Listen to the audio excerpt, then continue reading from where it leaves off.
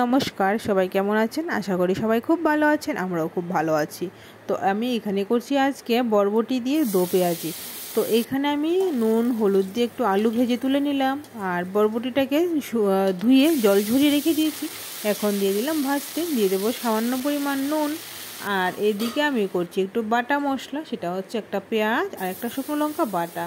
তো বরবটিটাকে তুলে নিলাম, তুলে আবার সামান্য তেল দিয়ে দিলাম, আর দিয়ে দিলাম হলুদ, দিয়ে দিলাম আমার সেই বাটা মশলা।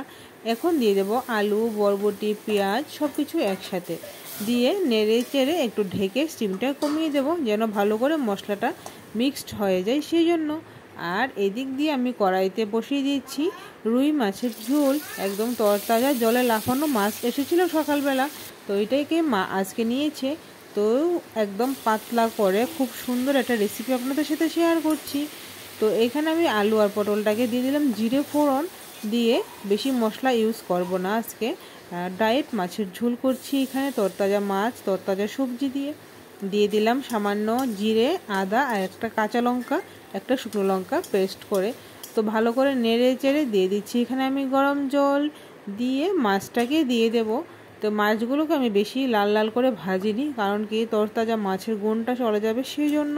এটা হচ্ছে আমার লাঞ্চের জন্য মাছের ঝোল, অপূর্ব সুন্দর হয় খেতে। আর চচ্চড়িটা করেছি সকালের জন্য। তো চচ্চড়ি বা দো পেঁয়াজি যেটাই আপনারা বলুন। তো এইখান দিয়ে আমি করছি সকালে ব্রেকফাস্টের প্রিপারেশান। নিয়ে নিলাম ভাত, আর করছি গাজর আলু বিট, সেটাকে সিদ্ধ করে পেঁয়াজ আর কাঁচা লঙ্কা দিয়ে মেখেছি। করেছি বাদাম ভর্তা, করলাম এখানে দো পেঁয়াজি আর মাছের ঝোল। তো ভিডিওটা ভালো লাগলে একটা লাইক দিয়ে দেবেন। নমস্কার।